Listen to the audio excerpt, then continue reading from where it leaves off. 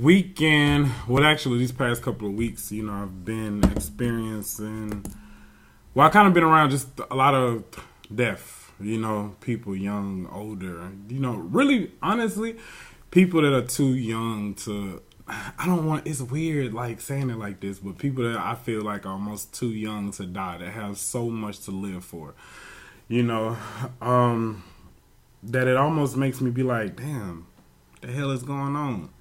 Because you do know, like, and I trust that we don't leave until it is our time. When God tells us, basically, when God says your mission is complete.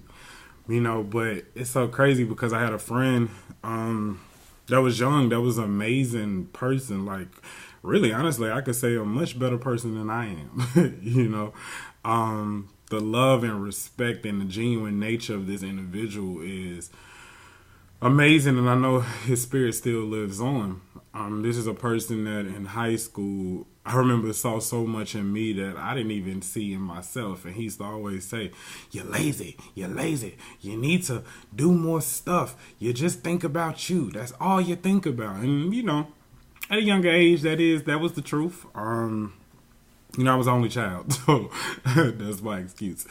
But he was so conscious in so many different things and way ahead of his time. And it's so crazy because, he passed away right when he turned 30, like maybe a couple of weeks after. And I have this thing about turning 30. Like, I'm 28 now and I'm about to be 29. So it's kind of like, oh my God, I'm about to be 30 years old, But his passing really, really hit me. It really hit me in the sense of that I normally, when people pass away, it's not that I'm okay with it, but I have peace with it, especially if it's older. I think the death that really got me was definitely my grandmother, because that was the person that always held the space for me, that I knew that in the physical realm was a person I could always go to, that was always going to have my back no matter what.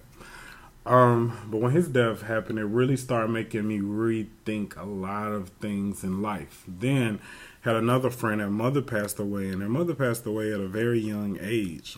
And me and this individual had a lot of problems and not really a lot of problems. We had a rift, but we had started back talking, rebuilding, and working on our relationship.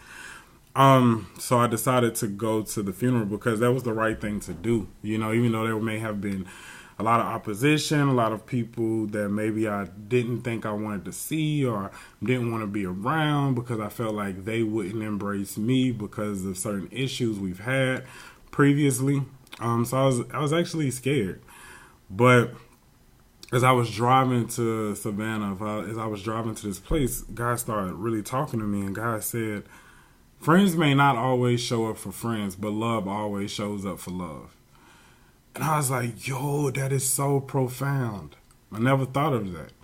No matter what the situation is, no matter what the problem is, if you really love somebody, love is always going to show up first. Ego is not going to be there.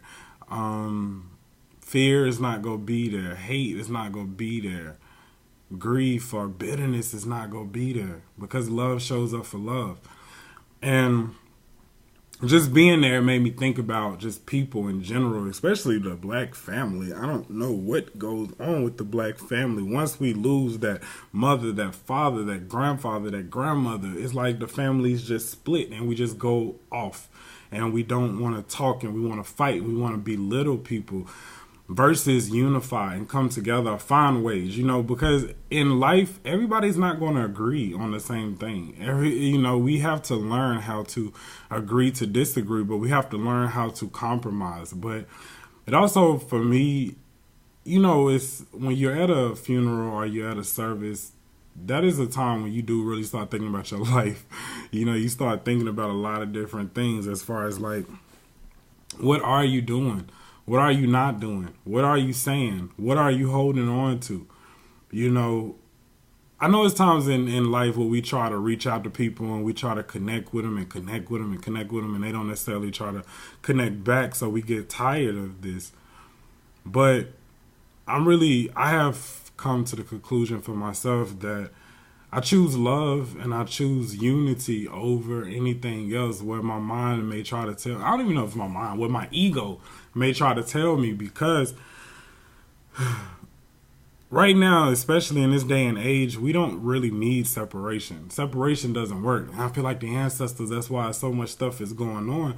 And I feel like God is trying to say, look, y'all got to unify because y'all are stronger together versus separate. You can't do anything separate. You know what I'm saying? Like, it's cool that we want to, be on our independent person. I was about to start saying independent women. It's cool. But at the end of the day, love always shows up for love, and that is my new thing. Like that is like the truth. And I mean, unconsciously and subconsciously, I always follow love and truth before I follow what my mind is telling me, especially if the spirit is guiding me. Because, sometimes I could be disobedient when it comes to myself, but when it comes to other people, I'm very obedient as far as listening to spirit and trusting spirit. And I guess what I'm coming to say to you guys is that we really have to work together versus work against each other, because you see that a lot.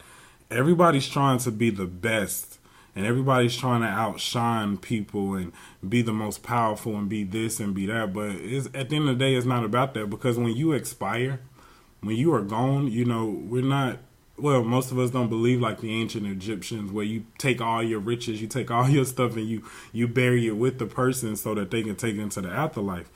Once you leave this physical form, that's it. You have expired. So I know the past couple of days, especially since my male friend's passing, I would lay down and I would think, if I was on my deathbed, what would I want to say? What would I want to let go of? Like, if I was just laying down, like, what would it be? And to think about my experience that I just had in Savannah, it was an amazing experience, like, of connecting with people that I haven't talked to in years, months and stuff, and just to be around family, but to embrace love and not fear.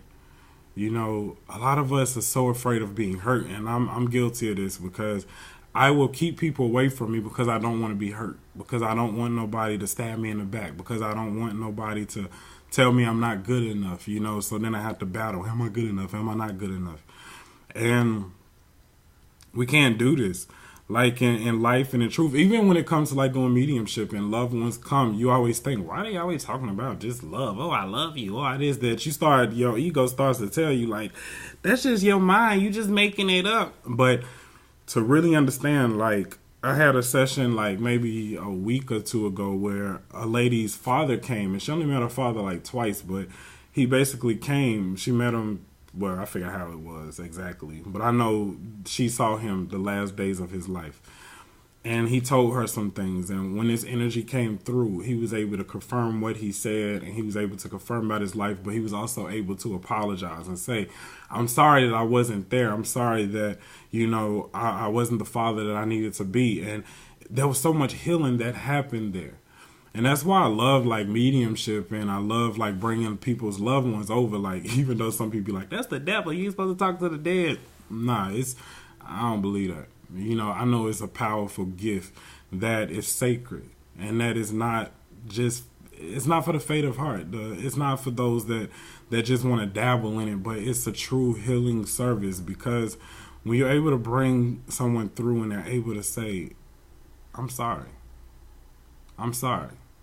and I love you for you, not for who the world thinks you are, or who you choose, or what you choose to show, but I love you for you. That's powerful. But my thing is, let's use our voice that we have now in this physical realm, and let's make amends with those people who we may not forgive, who we may feel hurt by, and let's just say, look, I'm sorry, I apologize. Let me hear your perspective. What do you think? What happened? Tell me your story, and let's sit and let's talk about it, versus hold resentment and anger and frustration. It's not worth it in the end, because you do only have one life to live, in the sense of this life. I do believe, and I know that the spirit moves on, and the spirit goes, and the spirit does amazing things. But right now, I want you guys to check yourself as I am checking myself. And let's make amends. Let's make a peace offering. That doesn't mean you have to go and be friends with the person. Y'all have to ha-ha and kiki, maybe how y'all used to do. But just say, look, I love you. I love you for you. And I accept you for who you are. And I think then we can learn how to start moving in unity versus separation.